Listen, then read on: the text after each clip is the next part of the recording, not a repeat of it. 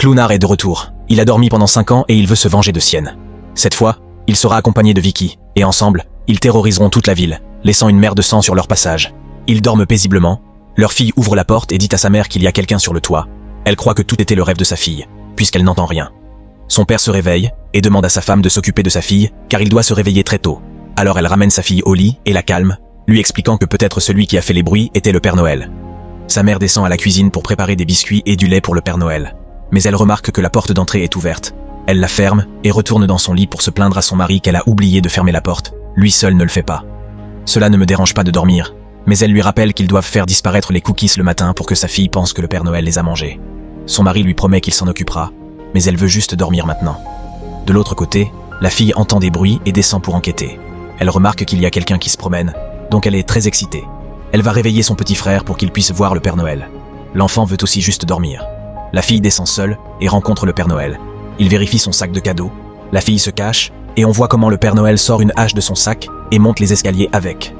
Le Père Noël entre dans la chambre de l'enfant, allume la lumière, le réveille et l'achève. La fille le voit, mais je pense qu'elle n'aime pas son frère et ne fait rien. Maintenant, entre dans la chambre de ses parents et utilise d'abord sa hache et le tue. Avec le bruit, sa mère se réveille, s'aperçoit qu'elle est couverte de peinture rouge et se retrouve nez à nez avec le Père Noël. Mais on se rend compte qu'il s'agit d'Art le clown. Elle se met à crier brutalement et sort en trompe de la pièce en fermant la porte. L'Art commence à la détruire et sa mère cherche ses enfants. Elle se rend compte que la fille n'est pas là, mais lorsqu'elle ouvre la porte de son fils, elle se rend compte qu'elle n'a pas de fils. Il ne lui reste plus que sa fille. Art brise la porte et poursuit la mère dans les escaliers jusqu'à ce qu'elle essaie de sortir par la porte d'entrée. Art l'attrape et la frappe. La mère n'a plus d'échappatoire et Art l'envoie dans le hall. À la fin, Art mange les biscuits et le lait dans la cuisine, lave son assiette et découvre la fille cachée. Nous remontons maintenant 5 ans en arrière. Un policier trouve le corps d'Art sans tête. Il enquête sur la scène du crime, mais de nulle part le corps surgit. Il pend le policier, et même s'il tire sur le corps, il ne le lâche pas. Plus tard, le corps entre dans le métro et porte désormais la tête du policier. Bourg, l'un des gardiens de l'hôpital psychiatrique, entend des cris déchirants et court voir ce qui se passe. Lorsqu'il arrive dans la pièce, il découvre l'horrible scène où Vicky vient de donner naissance à la tête d'Art. Bourg ne sait pas quoi faire. Il a déjà reculé. Il voit comment le corps d'Art sans tête se rapproche. À que Vicky le remarque. Il attaque, et Bourg essaie de se défendre en le frappant. Rien de tout cela ne fonctionne, et Vicky avec le corps d'Art élimine le garde. Après qu'Art avec tout son corps et Vicky montent dans le métro et s'assoient à l'un des arrêts, quelqu'un était habillé en Art. Il les félicite pour la qualité de leur costume et leur demande même une photo. Ils sourient tous les deux et regardent la caméra. Aimez la vidéo où ils sortiront la nuit. Maintenant, Art arrive dans son antre avec Vicky et ils commencent à admirer les différentes armes dont il dispose. Plus tard, il s'assoit dans un fauteuil à bascule. Vicky brise un miroir avec son visage, attrape le verre. Dans le présent, Greg entre dans un centre de bien-être pour récupérer sa nièce Sienna. Les deux rentrent chez eux dans une camionnette, et quand ils arrivent, Sienna retrouve après un long moment sa cousine Gabi, et aussi sa tante Jessica. Gabi l'emmène voir la chambre qu'ils lui ont préparée, et Sienna est impressionnée, car elle s'est avérée très agréable. Certains ouvriers qui se consacrent à la démolition de maisons entrent dans une maison abandonnée, et se préparent à détruire le lieu. Sienna passe du temps avec Gabi, et se souvient des bons moments qu'elle a passés avec son père lorsqu'elle était enfant. Dans le flashback, nous voyons comment son père était un dessinateur de bandes dessinées, et elle lui demandait toujours de dessiner une héroïne féminine. Mais son père ne pouvait pas le faire parce que ce n'était pas ce qu'on lui demandait de faire dans son travail. Elle n'est pas contente, mais son père lui promet qu'il fera quelque chose de très spécial pour elle. Maintenant, les ouvriers fouillent la maison abandonnée, et les deux finissent par trouver les corps d'Art et Vicky. Ils n'ont pas bougé depuis 5 ans. Ces ouvriers s'approchent, et, sortis de nulle part, Vicky se réveille et tue l'un d'entre eux. Ailleurs, Art se réveille également et frappe l'autre travailleur. Vicky se lève, termine le travail en utilisant un morceau de verre, et Art commence à tabasser celui qui est encore en vie. Vicky entre dans la pièce, on voit qu'Art torture cet homme, tandis que Vicky le regarde très excitée. À la fin, Art l'achève, et Vicky est très satisfaite. Chez Sienne, elle mange avec sa famille et parle de Noël, mais de nulle part, une de ses amies décédées apparaît à table comme dans une vision, lui reprochant sa mort. Elle n'en peut plus, alors elle se lève de table et s'en va sans donner aucune explication. Maintenant, Jonathan entre dans sa chambre. Ici, il rencontre son colocataire Cole et sa petite amie. Elle est à moi, et elle est pratiquement fan de Jonathan pour avoir survécu à Art the Clown, puisqu'elle adore True Crown et veut l'inviter à son podcast. Jonathan n'est pas trop sûr de le faire, mais comme Mia insiste, il va y réfléchir. À ce moment-là, son téléphone portable sonne et Sienna l'appelle. Elle lui dit qu'elle est très excitée de le voir à Noël, car cela fait longtemps qu'ils n'ont pas été ensemble. Jonathan répond qu'il attend toujours ce moment, et les deux se disent au revoir en se disant qu'ils s'aiment beaucoup. Art est chez lui pour tester sa nouvelle arme. C'est un réservoir d'azote liquide. Il congèle un rat pour expérimenter puis le détruit. Arta attrape le corps du rat et le jette par terre avec les autres rats vivants pour les effrayer. La nuit, Un homme habillé en Père Noël boit dans un bar avec ses amis. Art passe, le voit par la fenêtre et s'excite, entre dans le bar et est très heureux de rencontrer le Père Noël. L'homme remarque son excitation et lui demande de se rapprocher. Alors le barman demande à Art ce qu'il a dans son sac, et il se fera un plaisir de le lui montrer. Art fouille dans le sac avec un visage très méfiant, et le barman pense qu'il va en sortir quelque chose de dangereux. Mais à la fin, Art sort simplement son clairon et sonne encore et encore, tandis que le Père Noël meurt de rire. Pendant ce temps, Sam parle à Jessica et se souvient de sa mère. Elle lui manque trop et ne peut retenir ses larmes. Art et le Père Noël s'entendent bien au bar, et le Père Noël souhaite prendre quelques verres avec lui. Le barman ne veut pas perdre sa licence au profit de quelqu'un comme Art, alors il demande sa pièce d'identité. Art sort de son sac le portefeuille d'une de ses victimes. Le barman ne croit pas que ce portefeuille soit le sien, mais il cède face à l'insistance du Père Noël. Tout le monde prend une photo, mais Art n'aime pas du tout le goût. Alors il crache tout au visage du Père Noël, et le Père Noël n'est pas content du tout. Il demande à Art de se lever, mais le clown se met à faire pipi et tache son costume. Le Père Noël se lève le plus vite possible et veut frapper Art, mais le barman le sépare et tente de calmer le Père Noël. À ce moment-là, Art sort une arme à feu et attaque le garde. Art tire sur un autre frère et s'approche enfin avec le pistolet du Père Noël. Le Père Noël est terrifié, la supplie de ne pas l'achever et lui dit qu'elle peut garder le costume en entier si elle le souhaite. Art enfile le costume et attache une chaise à l'homme. Ce frère voit Art sortir l'azote liquide de son sac et essaie de le raisonner en lui disant qu'il a une femme, des enfants et que son vrai nom est Charles. Art s'en fiche et finit par se geler les jambes et les mains, mais ce n'est pas tout. Il sort un marteau et commence à le frapper avec, puis se fige la tête et le frappe jusqu'à ce que Charles ne soit plus dans ce film. Jessica dit à Greg que le lendemain, Xena va faire des courses de Noël avec Gabi, car elle veut acheter un cadeau à son frère. Greg n'est pas vraiment d'accord car il sait que Sienna n'est pas encore à 100%, mais Jessica lui assure qu'il n'a rien à craindre.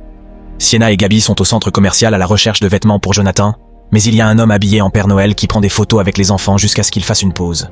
Sienna est dans le magasin, elle voit passer Art habillé en Père Noël, avec son costume ensanglanté et portant un masque, mais elle le reconnaît quand même, et il lui fait même signe avant de rire.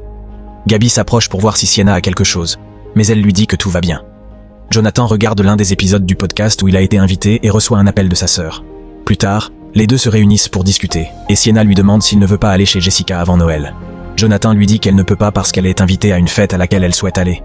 Sienna est heureuse d'avoir une vie sociale, mais à ce moment-là, Cole vient déranger Jonathan et les interrompt. Mia les voit et s'assoit avec eux parce qu'elle est très excitée de rencontrer un autre survivant de l'art. Elle veut tout savoir sur ce qui lui arrive maintenant, et Sienna ne le prend pas du tout bien. Elle lui raconte qu'elle a été enfermée dans un hôpital psychiatrique pendant 5 ans, qu'elle voit ses amis morts et qu'elle a des cicatrices sur son corps qui lui rappellent toujours le drame. Mia se sent mal à l'aise et Xena perd patience en criant, même si son frère lui a demandé de se calmer. Ensuite, Jonathan se plaint à Sienna de son comportement, mais elle lui dit qu'elle a vu Arthur au centre commercial et qu'elle est sûre que c'était lui. Jonathan pense que c'est impossible, car Dinner lui a littéralement coupé la tête. Mais elle le met dans la chapelle de l'école et se plaint auprès de lui de l'avoir tenu si loin de sa vie. Jonathan lui explique qu'il essaie de se remettre de tout et qu'elle devrait au moins essayer. Sienna sort les notes de son père qu'ils ont découvertes dans le film précédent et dit à son frère que les démons peuvent être ressuscités en utilisant un porteur ou un hôte, qui est également tout aussi maléfique qu'un tueur en série comme Vicky. Il y a aussi une force qui peut l'affronter et c'est sienne, c'est pourquoi elle veut récupérer son épée et mettre fin à tout une fois pour toutes. Arta profite du fait que l'autre Père Noël est allé se reposer, alors elle prend sa place et les enfants courent pour lui parler. Art sort un tas de jouets de son sac et en tend un à chaque enfant. Un agent de sécurité se rend compte qu'Art ne devrait pas être là, alors il vient le mettre dehors. Art ne veut pas partir, mais le garde le force et l'emmène hors des lieux. L'un des enfants ouvre le sac d'Art et trouve un cadeau emballé. L'enfant l'ouvre, mais le cadeau est une bombe. Toute la zone explose, et plusieurs personnes dans le centre commercial cessent d'apparaître dans le film. Jonathan retourne maintenant dans sa chambre et commence à avoir une crise de colère et d'anxiété à cause de tout ce qu'il vient de découvrir avec sa sœur. Il n'arrive pas à se contrôler. Il jette plusieurs objets et atteint finalement son lit en serrant fermement l'un des oreillers pour se calmer. Sienne rentre chez elle avec un cadeau emballé et le cache derrière le sapin de Noël.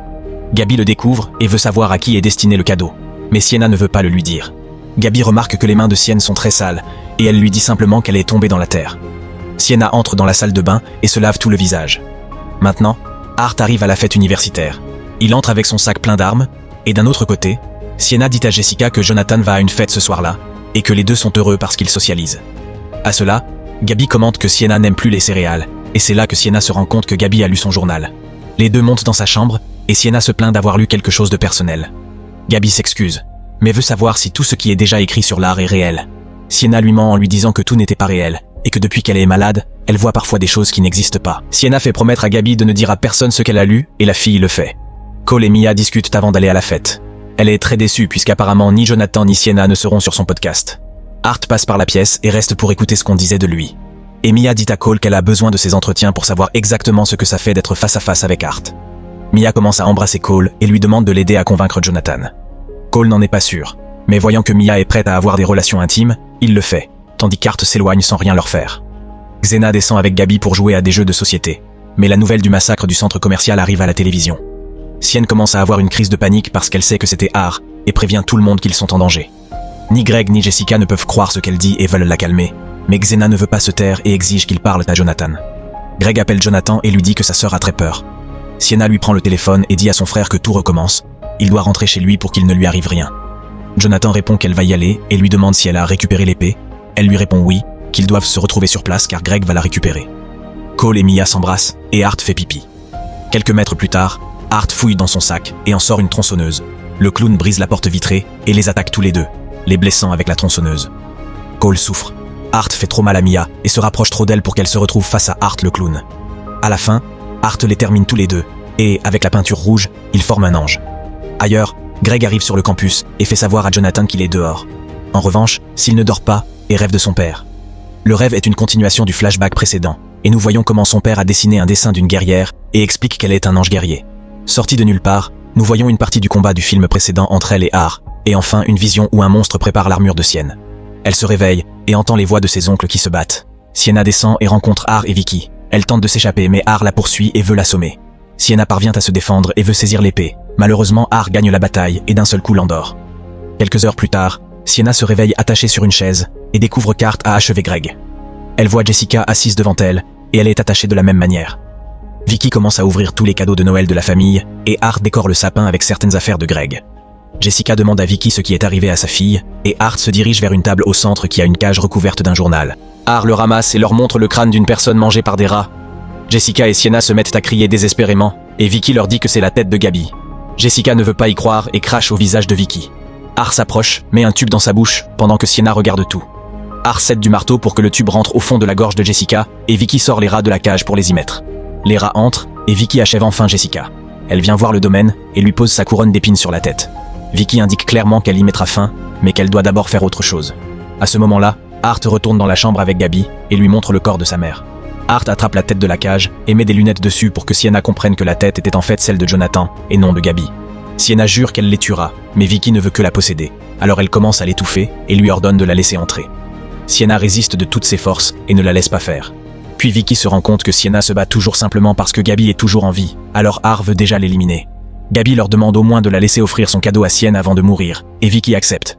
Il attrape le cadeau que Sienna a laissé derrière l'arbre et le lui lance pour qu'il l'ouvre.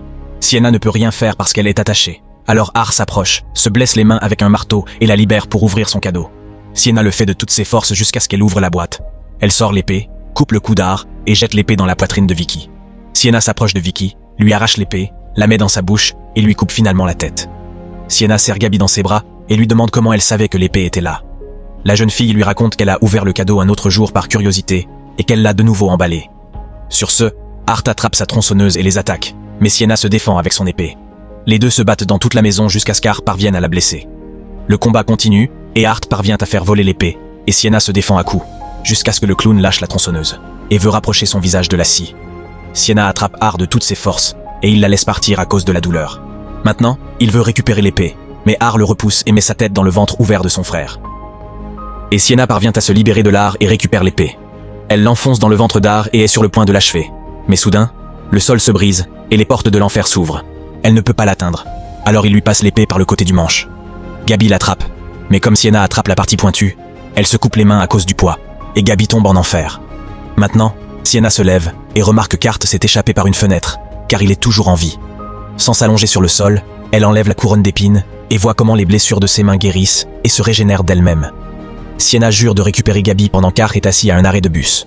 Le bus arrive, il entre et s'assoit tout près d'une femme. Le chauffeur et la femme se rendent compte qu'Hart est en train de mourir. Il lui demande s'il va bien. Hart ne répond pas, mais d'une seconde à l'autre, il ouvre les yeux, sourit et fait sonner son clairon. C'est ainsi que se termine Terrifier 3. Si vous avez aimé la vidéo, laissez un like, commentez ce que vous avez le plus aimé dans le film et abonnez-vous à la chaîne.